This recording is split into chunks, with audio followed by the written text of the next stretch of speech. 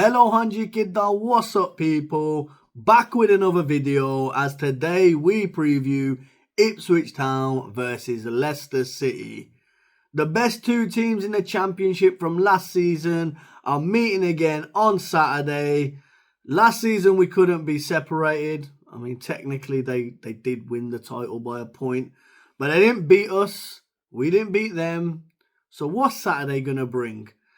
Before we get into anything though, you know we got to do the shout outs. Massive shout outs to Angel Care Homes for all your care needs in the Black Country and Birmingham area. Massive shout outs to Mark Darcy for all your formal menswear needs.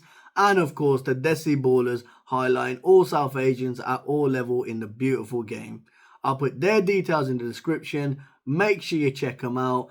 And of course, if you haven't already or if you're brand new here, make sure you hit that subscribe button, smash the like button and turn the notifications on.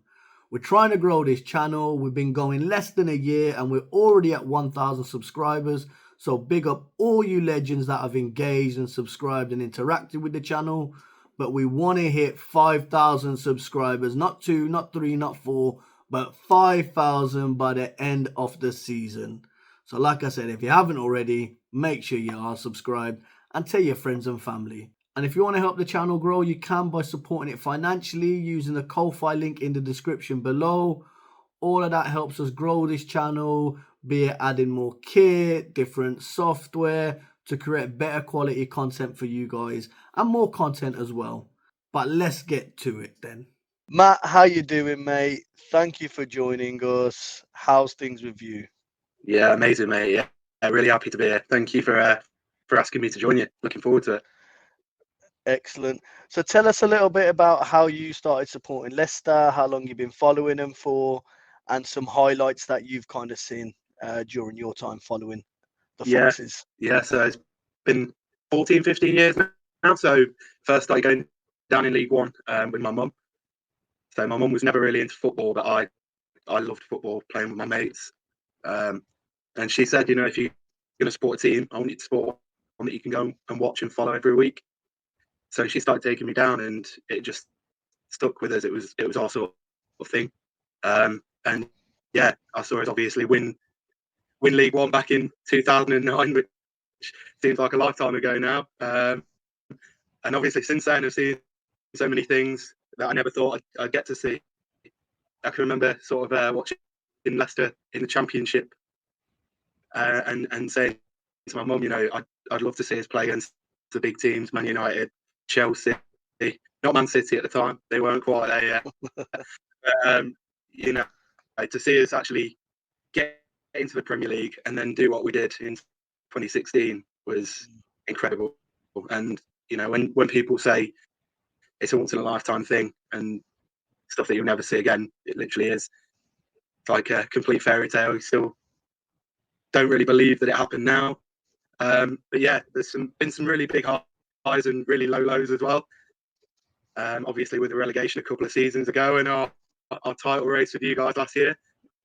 But it's never boring supporting Leicester, and I'm sure it's the same for you guys with Ipswich. So always exciting. Yeah, certainly over the last 3 years it's been exciting. It's been a bit dull before that. And yeah, like you said, Leicester, you know, famously won the Premier League in 2016. If I believe I'm correct, in the season before that, you guys were in a bit of a relegation scrap. I think you were safe towards the end of the season anyway. But you know, to go from one season at the end of the bottom of the table, the following season, to then not only compete at the top to win the title, and I think, you know, you've got an FA Cup in there as well, a Community Shield as well. And obviously some trips and some wins in the Champions League as well. So, you know, like you said, 2009, not so long ago, does seem like a lifetime in terms of footballing sense, but 2009 League One and 2016 Premier League winners. So it's one of those as a non-Leicester fan, and if you like a fan of what I call proper footballing teams, you know, not the top 6 glory fans or whatever, you know, it's something that I wouldn't say we're envious. It's admiration, and it gives you a bit of hope. You know, the Leicester story, I think, has given hope to a lot of clubs, not just in the Premier League. but across Europe as well. Yeah, So I think you saw that after, didn't you? Sorry. Yeah, I think you saw that after we won the Premier League and in that title race as well, where we had obviously Arsenal and Spurs with us. I think everyone other than those clubs wanted Leicester to win the league. Yeah, and yeah, it's obviously an inspiration for those sort of clubs. So massive. that's it. And you mentioned just before about obviously it was I think it was a point in the end, was it, that split us? Yeah. That won the title last season. It was, very much Ipswich and Leicester out in front in the Championship last season, even with the kind of drop in form that Leicester had, because you guys had such a comfortable cushion. You got the job done in the end, although it did look a bit at times. I remember.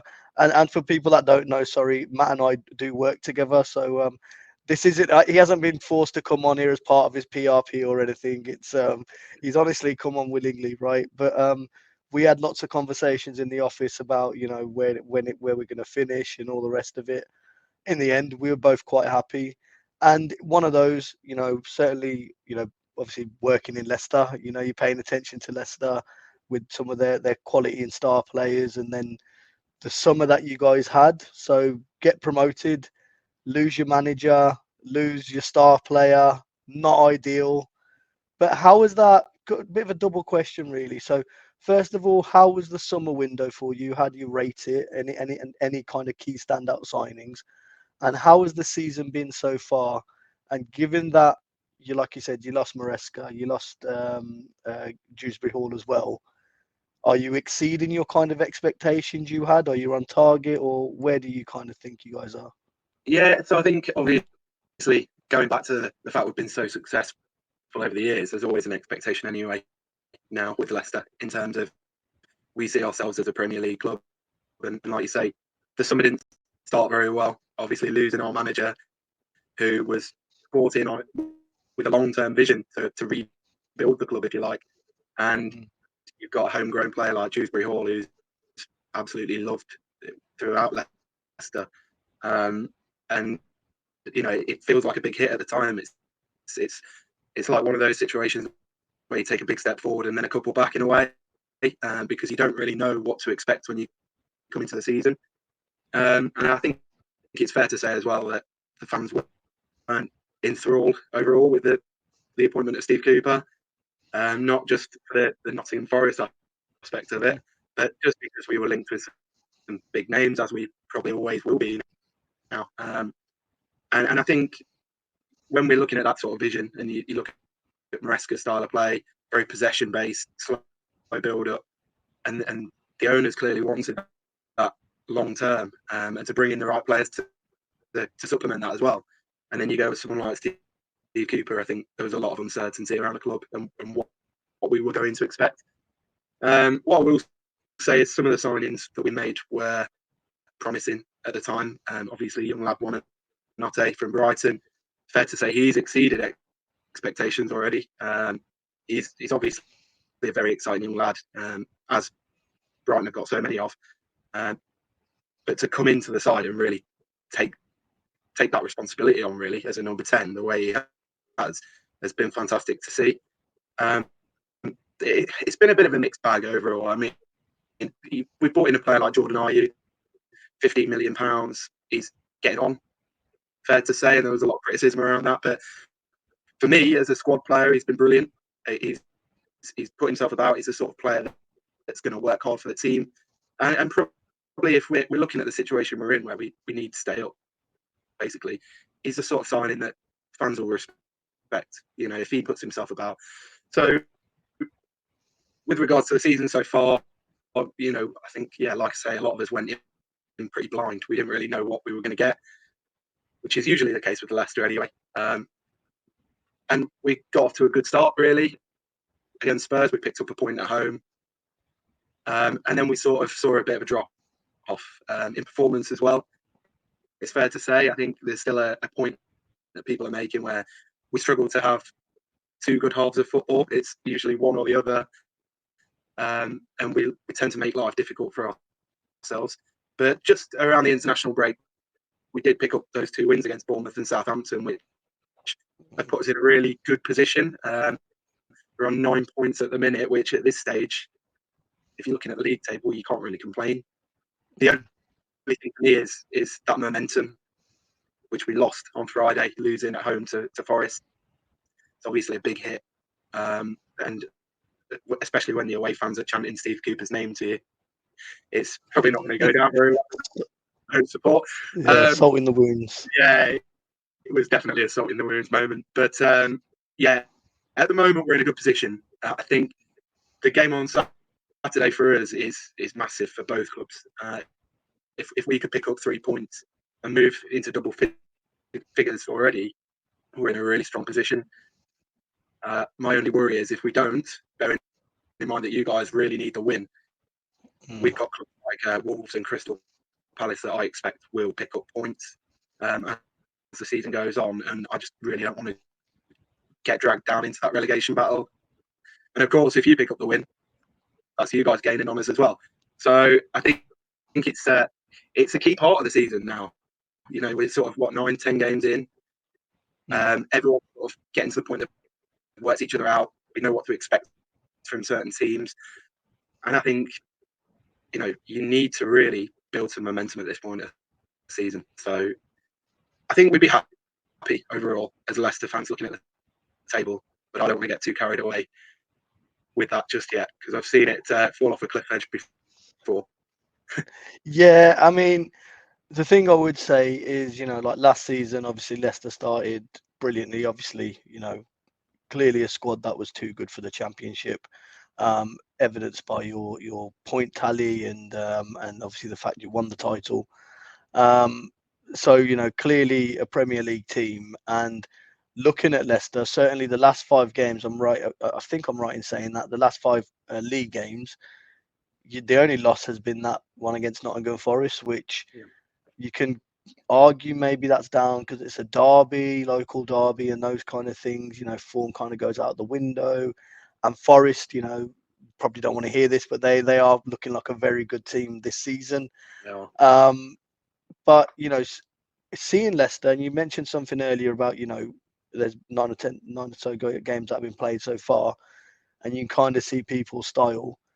And for me, from the outside looking in at Leicester, you can kind of see that Steve Cooper's got, he'll set you guys up in a solidly defensive type of mode. So I know there's been questions around team selection, and we'll get onto that in a minute. But, I know when you look at it, it does seem like a very solid defensive unit that you have. Now, we'll go on to the game this weekend. So, again, rivalries renewed. Last 12 months we saw each other in quick succession. It was on was it Boxing Day or New Year's Eve? I can't remember. Yeah, Boxing Day. And then mid-January or something, wasn't it? And then the January or something as well. So it was quite quick turnaround. And you made the trip down to Portman Road. So there has been some changes. I don't know if you're making the trip down this Saturday, but there's a lot of changes to the ground and stuff. Obviously Premier League ready and all the rest of it. But looking at obviously Ipswich, and you're obviously looking at Leicester, is there anyone from the Ipswich squad that you think Leicester fans or Leicester team should be worried about or look out for, or kind of who do you see as Ipswich's danger men? Yeah, so obviously you guys getting into the Premier League is a massive thing, and for me as a football fan, first and foremost, I've tried to watch as much of your games as possible so far.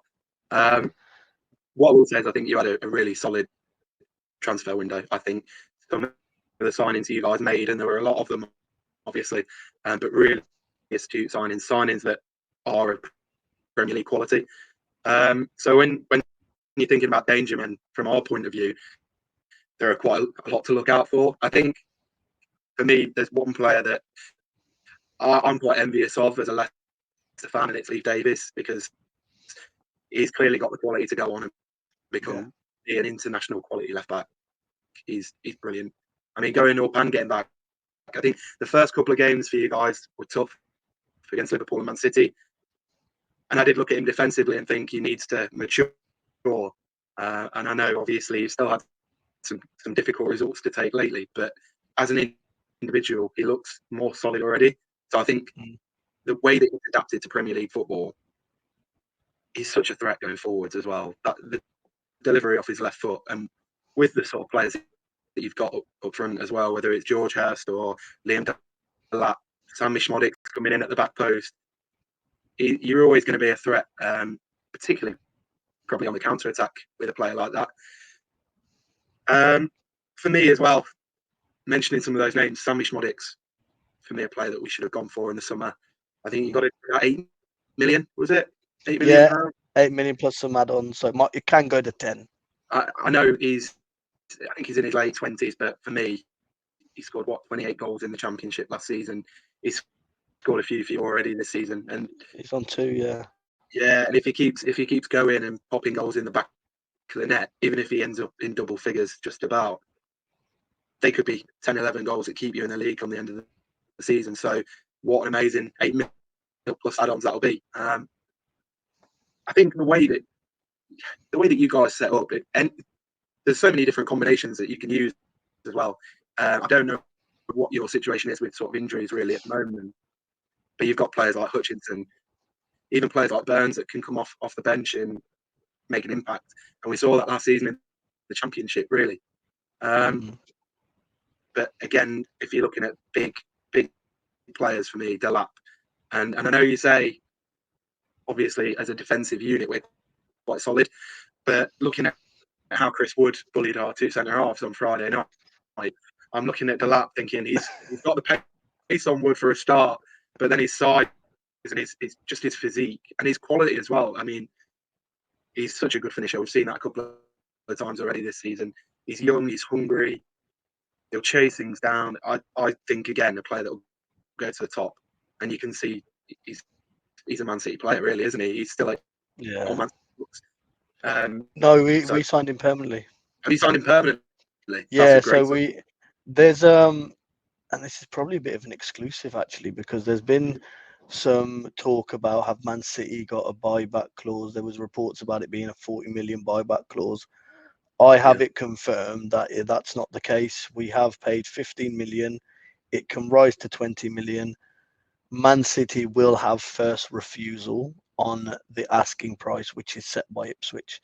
So if Ipswich decide in the summer he's worth 60 million pounds and both Man City and Arsenal want him, then Man City get first refusal. Yeah. So that's the situation with Liam. Like you said, absolute unit, come off the bench on the weekend, almost got us a point, got the goal, and then after we go 4-3 down, he is phenomenal. He is phenomenal. And for us, the game on the weekend, because the gap is there now. You're on 9 points, we're on 4. There's a 5 points already. Other teams are pulling away. Palace obviously got a bit of a shock win against Spurs on the weekend. So I don't like saying things are must wins. I mean, it was already a must not lose, but I think it now is, from our point of view, a must win, because we do need a win before that international break, and the only other game we've got after that is Spurs away, which is a bit of a it's going to be quite hard to get something out of there. Portman Road as well for you guys, having your fans behind you, and with that in mind, you'll all know obviously it's a must-win game. We're just off the back of a derby defeat. You're probably going to smell a little bit of blood, I would imagine, and I think there's a general consensus when I've spoken to some of the Leicester fans that are sitting here at the King Power and stuff. There is a bit of fear from our side. It's fair to say. I think it's a difficult one to call because both teams have got players that can hurt each other, haven't they? And like I say, you just never know what you're going to get with Leicester. It could be that we come out the blocks and really attack you and take the atmosphere and reverse it on you in a way. We've done it so many times before. Or it could be one where you guys go out, McKennan's fire the boys up, and you've got to get that win on the board. So it'll be an exciting game, I'm sure, but it's definitely a difficult one to call. And we all know that Ipswich carry a massive threat, especially going forwards. So it's just defensively is where we've been a bit frail. And if I think about the 2 fixtures last season, both 1-1 results, both us coming from behind. Certainly the game at Leicester, you guys dominated most of that game, and if I'm being fair. You know, the goalkeeper should do a lot better there, really. But you know, we take the point. We couldn't be separated last season. So before we get to score predictions and close off, just want to talk about the team and team selection. So what I'll do is, in terms of Ipswich, I can give you kind of idea where we're at with our team selection. This is, again, we're recording this on Tuesday night. This is just mine and Matt's prediction. We're no ITKs. We have no team information. We're purely just basing it on what we think. So I think we're going to stick with our usual 4-2-3-1, which we've done for a couple of seasons now. Muric will be back in goal. There's been a few people on socials, and there's a bit of a discussion about should he get dropped. There's was he at fault for the fourth goal or the rest of it? Possibly, but you know, these are young players and confidence is key. So I think dropping him now would kill him, his killing season. So I can see him still starting. He does make some big saves. He made about 4 or 5 big saves in that game anyway. So he'll start. The Leif Davis, England's soon to be number 1 left back. He'll be at the left back spot. Centre back, I think. So Greaves is still out. So Cam Burgess, who played against Leicester, I think both fixtures last season. So he'll come back on the left centre side, and he's done well. You know, he made his debut the other week against Everton, and then he played again at Brentford, and he looks solid. Not got the pace, so I know Jamie Vardy's getting a bit on, but he's still got the pace, and you've got the wingers as well. And especially if Ricardo starts as well, so it could be quite a long afternoon in that aspect. He'll be partnered by Dara O'Shea, the lad we bought from Burnley. He's had a bit of criticism because of where he come from and what Burnley did last season. I'll be honest, I wasn't the biggest Dara O'Shea fan when he signed. Even before he kicked the ball, I just prejudged him, if you like, based on the Burnley move or whatever. He's pleasantly surprised me. He's a quick defender, and he can find a pass as well, so looks good player. Right back slot's going to be interesting. So we have got a bit of a problem. So Axel Tuanzebe is out with the most bizarre injury ever, where he's almost severed his finger washing up. So I think we're going to do a GoFundMe and get Axel Tuanzebe a dishwasher. Although I understand he has got a dishwasher, but he was actually washing something up as well. So he's being too eco-friendly, man. So he's out. Ben Johnson, the lad we bought we had him on a free from West Ham in the summer. He's injured as well. So Harry Clark come in, who's had a few Achilles injuries. He made it. He made his debut, made his first start on the weekend, and he's obviously got a suspension, so he got sent off. So fairly as well. So actually, I'm going to change it around. Sorry, I think Dara O'Shea will come at that right back spot, and then Luke Wolfenden. Yeah. So you'll have Wolfenden, Burgess, and then O'Shea. In the middle, Calvin Phillips. I thought did a 90 the other against Brentford. I didn't think he did a full 90. And to be honest, Brentford on Saturday, that was probably his best game in the town shirt. He looks, not near the levels he was with England and Bielsa, but he looks like he's getting there. And again, and he needs that time. Doesn't he? Confidence is key. And I think in the middle, so although he was out with a strain or whatever, but it's going to be the main man, Mr. Sammy Morsey. Although Jens Kajuste, who deputised, who played obviously on the weekend, he looked a good spot, but I've got a feeling Sammy starts. And then this is where we haven't really had certainly as a fan base, we haven't really had a settled or a kind of front three that we say, or front four that we say is right. This is our front four. So Ogbene's out injured. He looks like he's done his Achilles, so he's out probably for the season now. So that's unfortunate. Amari, who was so good last season, coming in off the right, very much like your I can't pronounce his name, the Argentinian lad that you got. Oh, Buonanotte. Yeah. So like how he drifts off, starts on the right, drifts inside. That's what Amari was doing in the Championship last season. But Amari's been playing in the 10. Sammy Schmodix, who is probably a good 10, has been playing on the left wing. I think we're going to see Schmodix on the left again, and I thought he did well against Brentford. And I think we're going to have Amari finally on that right wing with Connor Chaplin in at number 10, who, by the way, I've been saying he should be starting. He made his Did he start against Liverpool? I think he come off against Liverpool, but he came off the bench against Liverpool, if I remember. Yeah, I think he come off the bench, and then he's obviously made his first start and captained us on Saturday. And he's a player that Premier League football is suited to in terms of quick passing and really driving. So that'll be interesting. Then up top, the lap obviously come off the bench because he had a bit of a strain. I believe he'll be fit enough to start. But if not, we've got a guy we bought for $2.5 million from Leicester City called George Hurst, who scored in the Championship, League One, and the Premier League now. So he's done really well. I think it'll be the lap. But yeah, good old George Hurst, nice little deal for us there. Yeah, he's done well with you guys. Even last season, obviously, when he picked up his injury around Christmas time, you had to replace him because the results dropped off. So clearly, a big striker like that, key to the way you guys play. If I remember correctly, he actually got injured in the when we played you at home. So he did. He went on the halfway line, I think, on the turn, wasn't it? Yeah, so I mean, that's what I'm predicting from an Ipswich. So in terms of Leicester, what type of formation are we going for, and who do we think will be in there? Yeah, so we've been very similar. I don't know if it's really the way that Cooper would normally set a team up. I think he did a couple of times at Forest. He mixed it up a few times when he was there. But we'll definitely see 4-2-3-1. It's how we've set up all season. And it's how we were under Maresca, obviously, last season as well.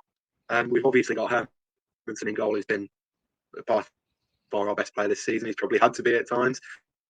But, you see the value in having a top-class keeper, and he's really taken to the Premier League, which we all thought he would. Probably a bit of a change of system in terms of not playing with his feet so much.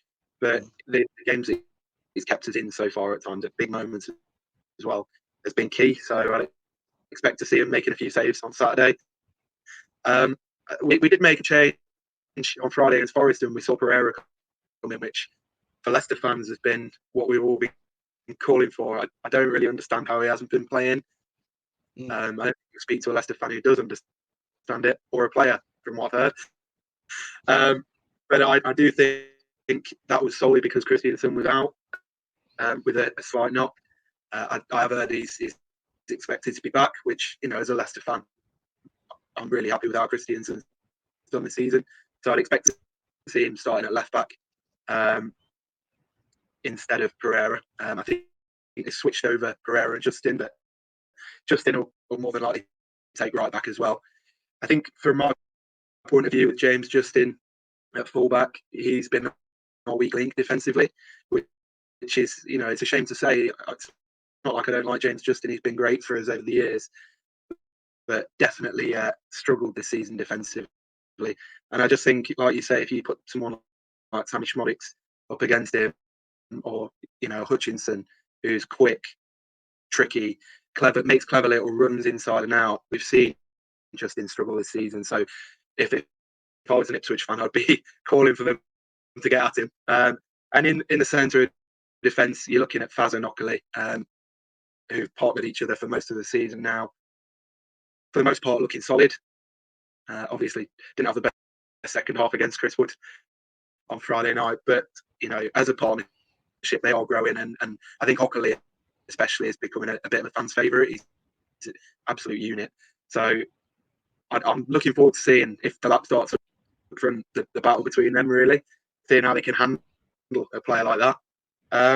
The two holding midfielders, I wouldn't expect to see a change from Friday night. I think Winks played exceptionally well. He's had a bit of criticism this season, probably not moving the ball as quickly as people would like, not looking forward often enough. And obviously we had a bit of rotation with Skip coming in, who, he's a bundle of energy. So mixed it up a little bit there. But Winks played really well on Friday. And I'd expect to see him in there with Ndidi, who again is a good player massively. And he's been one of our best players. He's the sort of player that every team would want, I think, and he'd get into plenty of Premier League teams because of the way he breaks play up. So that midfield battle is going to be really, really key, I think, in terms of three and behind the lap. And obviously you've got then Morsey and Phillips, who are going to be starting in behind those. And it's really going to be a battle of who wants to press more, I think. Yeah. Because I'm pretty sure we'll change it up with all three. We did go very attacking against Forest. We had Mavididi and Fatawu starting on the wings, which is what we saw in the Championship and what a lot of Leicester fans have been calling for, but it didn't quite work.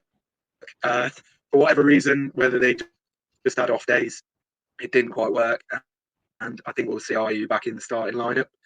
He's been playing on the left wing, which is a strange one. I'm not sure anyone really saw him playing there. I thought he'd be more of a number 10. But in fairness, when he has played, he's played very well. He holds the ball well. He gets stuck in a lot of foul involvements, whether it's winning fouls or giving them away. But the benefit of having Ayew in the starting 11 is that you've got real impact from the bench.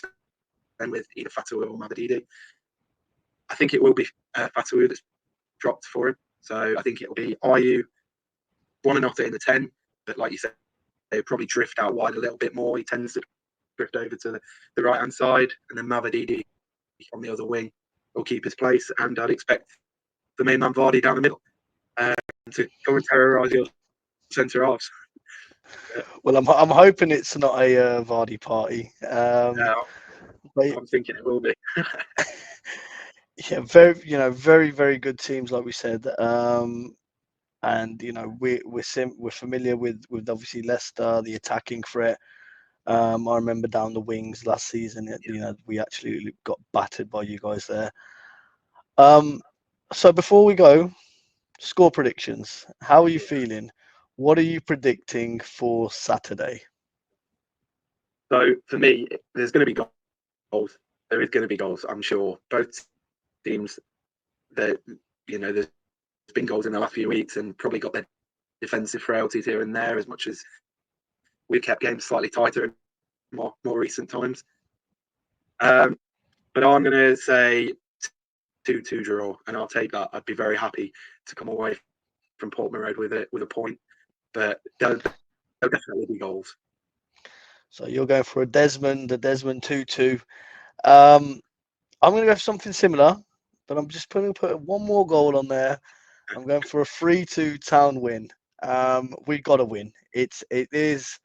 I don't like saying must wins, but at this time of the season, we've got to start getting points. And again, no disrespect to Leicester. Every team in the Premier League, every game is a hard game. But these are the teams that we need to be looking at where we can get maximum points.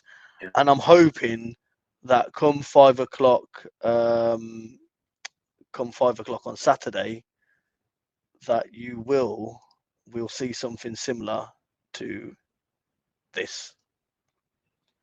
Oh no! Yeah, it had to come out. It had to come out. So for those that don't know the background, this is on many national papers and all the rest of it. No. Good old Matt Teagle captured. I think this is the moment relegation was confirmed. It's the moment the relegation was confirmed, and my face says it all, doesn't it? To be honest, it does. The face is a picture, but I'll get rid of that now. But I am going to put that in the video as a separate image. All right at the end of this video. You've got it. I tell you, if we end up getting 3 points, that's going to make the thumbnail for the vlog. I'm telling you now. See, I won't be able to come right next week, will I? That's it, mate. Well, yeah, Monday will be interesting. It'll be. I think one of us will probably be working from home on Monday. 100%. Excellent, Matt. Thank you very much for your time, and good luck for the rest of the season after 5 o'clock on Saturday. Yeah, 100%. Right. No, thank you so much for having me, and cheers, likewise. Hopefully, we both end up staying up, but. Hopefully. So there you go. Some great insight from Matt Teagle on all things Leicester City. He's a fan that's a season ticket holder and travels home and away. He was at Portman Road at the reverse fixture last season. I think he's travelling down there this Saturday as well. So very insightful, a lot of detail. I'm not feeling any more confident now. I know it's a must win, and I've said it's a must win. And I do feel that, at some point our luck has to turn. At some point the tide has to turn. And hopefully Saturday is that day. You know, there's a lot of frailties or weaknesses that we can exploit. As long as we put in the performances we've done against Brentford, against Villa, against Brighton, Liverpool in the first half, I think we'll have enough to edge this game. But if we turn up like we did against Everton, and Everton very similar to, Dyche very similar to Cooper in terms of a defensively minded manager, then we're going to be in trouble. And I think the first goal is going to be key. But like I said to Matt, I'm feeling confident. Not massively, but I am feeling confident. And I've said we're going to win this 3-2. And of course, if you haven't already, smash the like button, hit subscribe, and turn those notifications on. And I'll catch you all on Saturday. See you later, peeps.